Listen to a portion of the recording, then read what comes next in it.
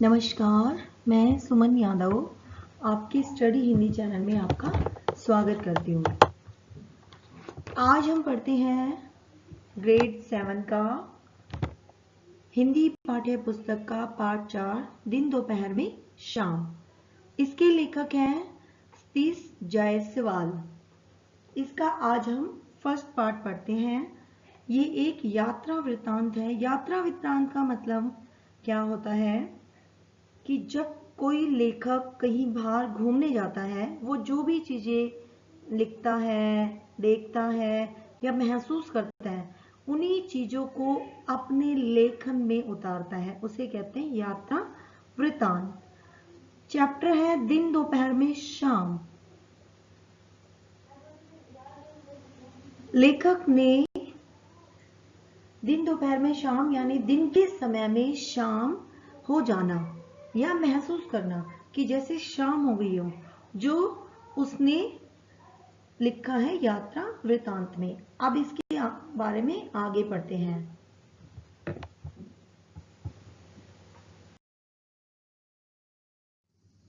सबसे पहले पढ़ते हैं, हम जानते ही हैं भारत जितनी प्राकृतिक और संस्कृति विविधता अन्य किसी देश में नहीं पाई जाती।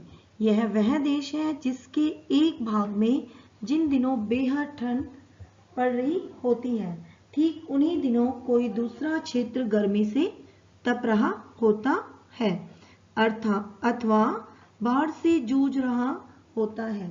जब एक क्षेत्र में चिलचिलाती धूप होती है, तब कोई और क्षेत्र शाम के अंधेरे में घिर चुका होता है।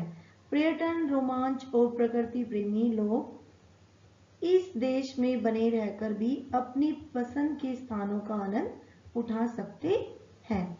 अब हम पढ़ते हैं पाठ प्रवेश। अरुणाचल यानी वह प्रदेश जहां सूरज सबसे पहले दस्तक देता है यानी निकलता है। इस प्रदेश की विविधताओं का कोई पारावार नहीं है। कहीं बर्फ ही बर्फ तो कहीं झरने ही झरने। समुद्र तल से हजारों फुट ऊंचाई पर रहना सहना, अभी धूप तो अभी छाया, अभी बरसात तो अभी अधड़। ऐसे क्षेत्र में रहने के लिए बहुत जीवन चाहिए होता है। आगे देखते हैं हम। अरुणाचल के इस दुर्गम पहाड़ी हिस्से में जो बोमडिला द्रांग तवांग की ओर से जाता है, भारी ठंड पड़ती है। सुबह 5:30 बजे तेजपुर से चले थे, तब बारिश हो रही थी, वह थमी ही नहीं है। सामने आकाश को सीधे सिर पर उठाए गर्मोत्तम पहाड़ रास्ता रोके खड़ा है।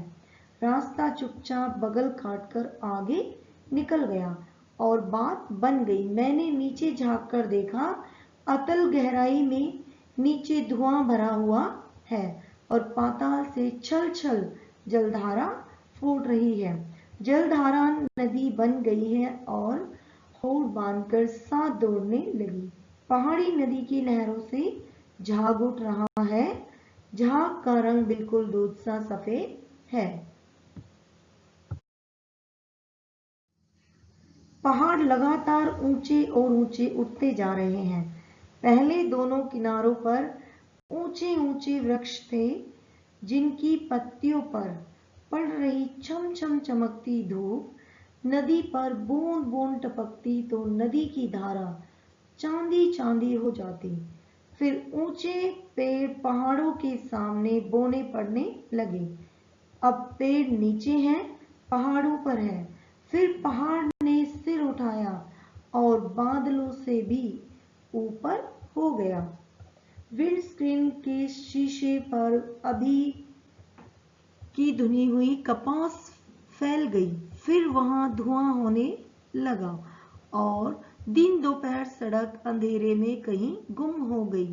ड्राइवर ने वाइपर चला दिया और सामने वाली पीली बत्ती जला दी।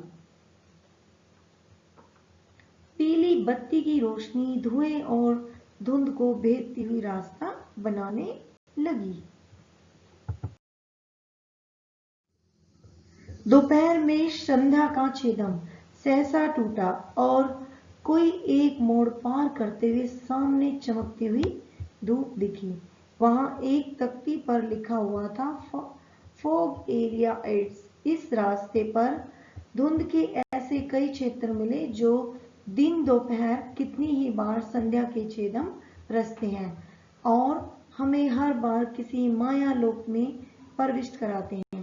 क्या महाभारत में जयद्रथ वध के लिए श्री कृष्ण ने अपनी माया से ऐसी ही किसी छेदम संध्या की रचना की होगी, जिसके बाद सूर्य फिर चमका था। बोमडिला भरपूर धूप में चमकता हुआ मिला, वैसा ही रंग बिरंगा सजा सवरा और पर्वत से लेकर आकाश तक फैला हुआ, जैसा चित्रों में दिखाई देता है।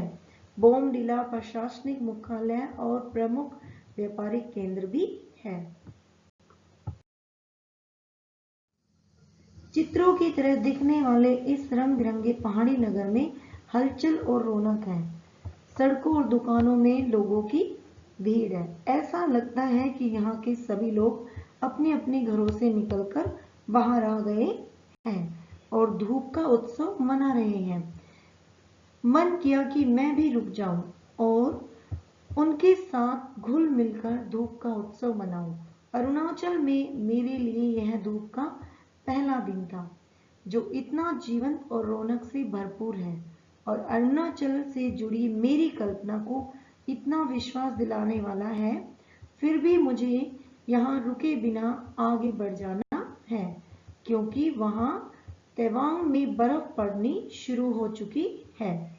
बर्फ पड़नी थम जाए और बर्फ के कारण रास्ता बंद हो जाए, उसके पहले मुझे हर हाल में तवांग पहुंचना है। इसलिए तो मैंने त्रांग भी छोड़ा। त्रांग घाटी यहाँ से लगभग 45 किलोमीटर पहले है। देश का सबसे बड़ा ड्रैगन वहाँ है।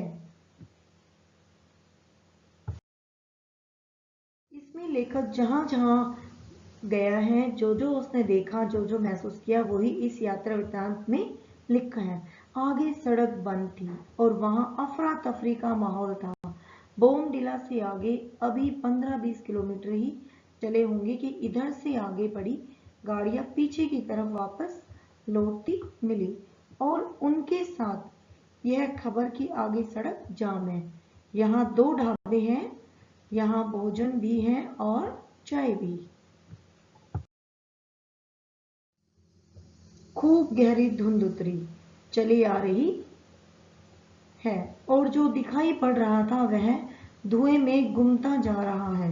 इसके साथ तीखी ठंडी हवा भी शुरू हो गई है और बदन को कपाने लगी। अभी तक मैं एक स्वेटर के सहारे बैठा हुआ था।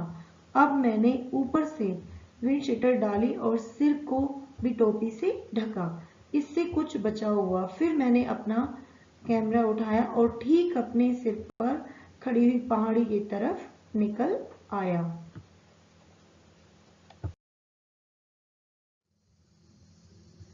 इस पहाड़ी पर मकान दिखाई दे रहे हैं जिसमें लोग रहते हैं। वहां रहने वालों ने अपने घरों के बाहर और पहाड़ी ढलानों पर रंग बिरंगे फूलों के पौधे लगा रखे हैं। इस समय फूल भरपूर खिले हुए हैं और गहरी धुंध के बावजूद उनके रंग चमक रहे हैं। ऊपर पहाड़ पर और पहाड़ी ढलानों पर खिले हुए रंग बिरंगे फूलों को देखना अच्छा लगता है।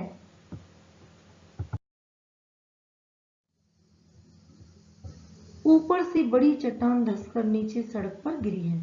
चट्टान क्या, एक छोटा मोटा पहाड़ी है, वही रास्ता रोके हुए हैं। सेना का एक टैंक अपनी पूरी ताकत लगाकर उसे नीचे खाई में धकेलने के लिए जूझ रहा है। किसी विशालकाय हाथी की तरह जाकर चट्टान के साथ सीधे मस्तक भिड़ाता है, फिर वापस लौटकर पैर जमाता है और नए सिरे से धक्का देता है, लेकिन चट्टान टस से मस नहीं हो रही। तब टैंक ऑपरेटर ने अपने सिर पर लाल चिटक वाला एक कपड़ा बांधा और बाहुयुद्ध के लिए टैंक के हाथों को खोल दिया। टैंक के हाथ चट्टान को चूर चूर करके नीचे खाई में लुढ़काने लगे।